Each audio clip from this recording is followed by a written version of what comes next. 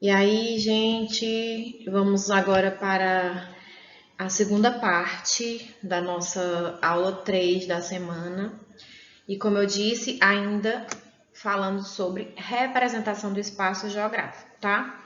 Só para lembrar um pouquinho sobre a aula anterior, né? A gente falou sobre as representações do planeta.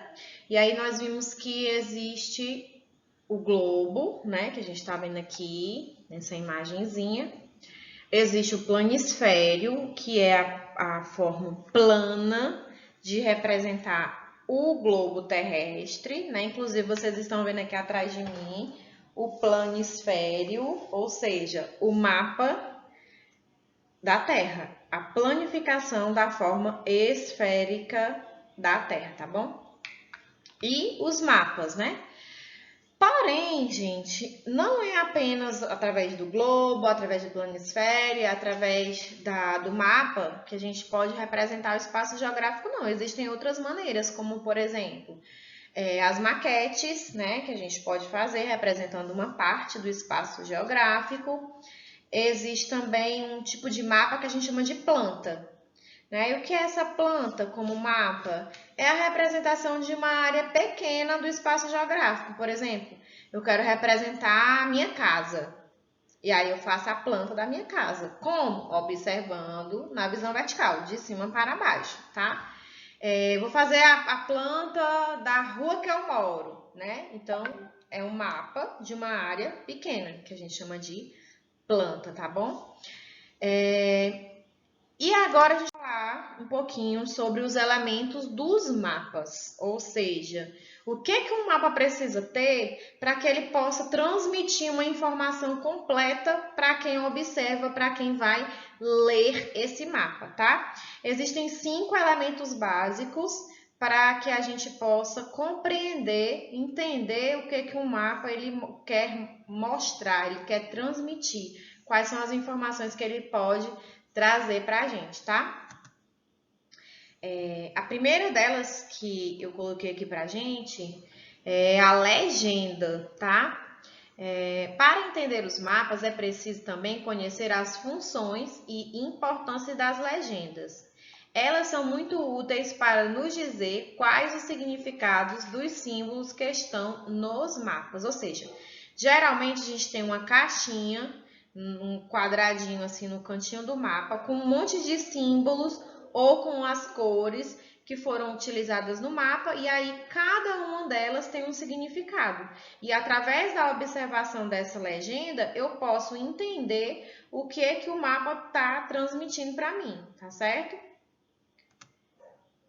Uma outra parte ou um outro elemento muito importante é a orientação. No caso dessa orientação, gente, ela é representada sempre pela rosa dos ventos ou por uma setinha indicando o norte, né? Dando a direção em que o mapa foi elaborado. Então, além das legendas, existe também a orientação do mapa, que é responsável por mostrar para qual lado o mapa está apontando.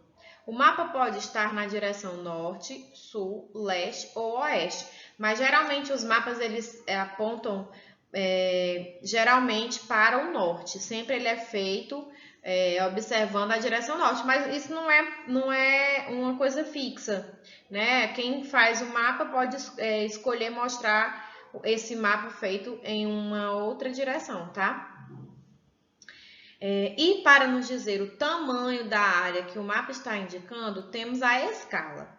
Ela estabelece a proporção entre o tamanho real, ou seja, o tamanho que o espaço tem, né? O espaço que eu estou observando e vou mapear, tem, e o tamanho da área no mapa. As escalas podem ser pequenas ou grandes. Como assim? Escala pequena é, por exemplo, essa aqui que está atrás de mim. Por que ela é uma escala pequena? Porque ela me dá uma pequena quantidade de detalhes sobre esse lugar mapeado. Como o planisfério ele representa toda a superfície da Terra, então ele é uma escala pequena, porque ele me dá um baixo índice de informações, ou uma pequena quantidade de informações. E os mapas grandes são aqueles que apresentam uma grande riqueza de detalhes da área, né? Então, por exemplo, as plantas, elas apresentam uma escala grande. A planta da sua casa, ela apresenta uma escala grande. Por quê? Porque ela vai te dar várias informações, vários detalhes ali sobre a área mapeada, tá certo?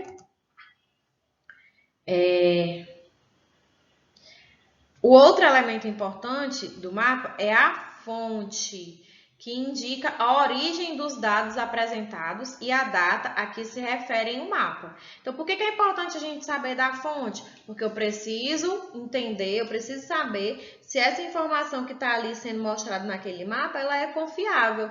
Quem foi que forneceu essas informações, né? Então, quando eu tenho, por exemplo, um mapa que apresenta crescimento populacional brasileiro e a fonte é IBGE, por exemplo, então, eu posso acreditar que aquelas informações que estão sendo mostradas ali naquele mapa é uma informação confiável, porque o IBGE é uma fonte confiável, né? Uma fonte idônea em que eu posso acreditar, posso saber que aquelas informações elas são verdadeiras, tá bom?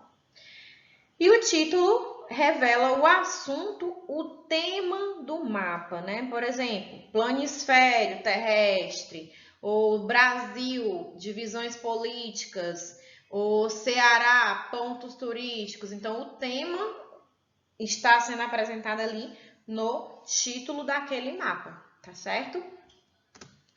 E aqui eu coloquei para vocês uma figura mostrando geralmente onde esses elementos eles são encontrados, tá bom? Então, ó, aqui eu tenho o título, ó, o título do mapa, ou seja, indica o que está representado no mapa, qual é o assunto, qual é o tema, tá? A orientação, representada aqui pela rosa dos ventos, né, ó. Orientação indica os pontos cardeais ou só o norte, né? Então, aqui a rosa dos ventos. A escala, bem aqui no cantinho, aqui não dá para ver muito bem nessa visualização, mas eu coloquei depois outra imagem para vocês visualizarem melhor, tá? Então, aqui a escala indica o número de vezes que a realidade foi reduzida. A gente sabe que nenhum lugar pode ser mapeado no tamanho real, gente, é impossível, né? Então, imagina aí, eu vou fazer o mapa do Brasil, como é que eu vou arranjar papel? E olha o tamanho do caminhão que vai ter que carregar esse mapa, né? E até é impossível fazer um mapa do tamanho real que o Brasil tem. Então, todo mapa, ele é uma redução do espaço real. Então, para isso, a gente utiliza a escala, que é uma relação da matemática com a geografia, né, gente? A interdisciplinaridade aí que nós vemos entre a matemática e a geografia. E nós temos a legenda, que está aqui também no cantinho, que não dá para ver muito bem, mas aqui eu vou ter o significado das cores que foram utilizadas no mapa e dos símbolos também, que geralmente foi indicado nesse mapa, tá? E a fonte indica a origem dos dados e informações apresentadas no mapa, ou seja, eu vou observar essa fonte aqui e vou avaliar se esses dados eles são realmente confiáveis, são verdadeiros, eu posso acreditar neles, tá? Então, os elementos do mapa são 5 principais. O título, a orientação, a escala, a legenda e a fonte, tá bom? E aí a gente vai falar um pouquinho mais sobre a escala cartográfica, tá, gente? Que é um pouco complicado, tá? Mas se a gente prestar bem atenção, acaba se tornando um pouquinho mais fácil. Quando eu falo de escala, eu estou falando da relação que existe entre o tamanho verdadeiro do local mapeado e o tamanho representado no meu mapa, tá bom? Então, quando lemos um mapa, podemos encontrar as seguintes formas de representação de escala. Existem duas maneiras da gente representar a escala no mapa.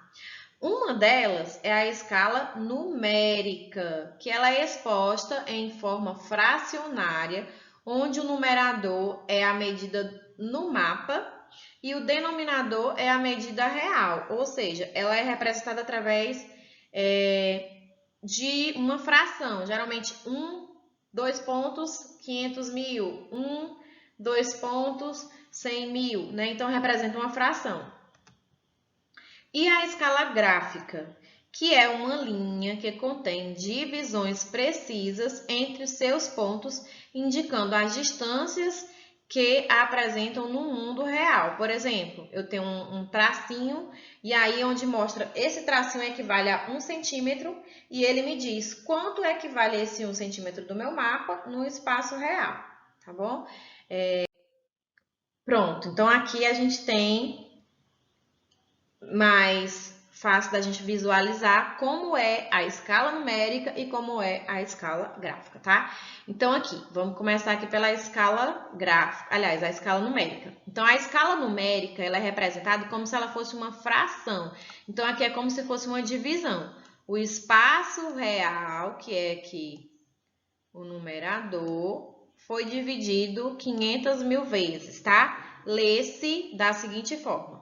1 centímetro no mapa equivale a 500 mil centímetros na realidade, tá? Ou seja, a realidade foi reduzida 500 mil vezes, né? Muita coisa, tá, gente?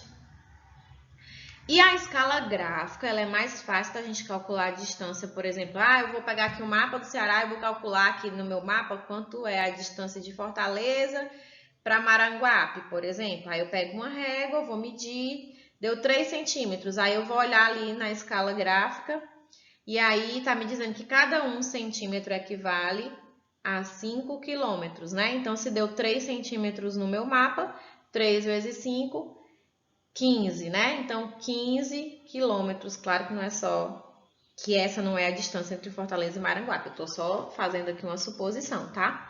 Então, escala gráfica, ela é representada através de uma réguazinha numerada e cada 1 centímetrozinho desse aqui, ele me dá a correspondência no espaço real, que nesse caso aqui, cada 1 centímetro corresponde a 5 quilômetros, tá? Lê-se da seguinte forma. 1 centímetro no mapa equivale a 5 quilômetros na realidade, ou 2 centímetros do mapa equivale a 10 quilômetros na realidade, tá, gente? Então, assim, é um pouco complicado, sim, mas a gente não vai iniciar nenhum cálculo agora, tá?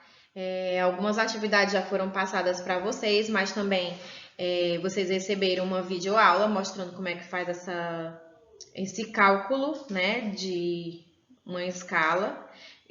Porque aí entra o conhecimento da matemática, a gente tem que fazer, em alguns casos, a gente precisa fazer o cálculo da transformação, ou seja, se está em centímetro, eu vou transferir para... Aliás, se está em quilômetro, eu vou sempre transferir para centímetro e assim vai. Mas a gente vê isso melhor quando a gente estiver em sala de aula presencialmente, tá bom?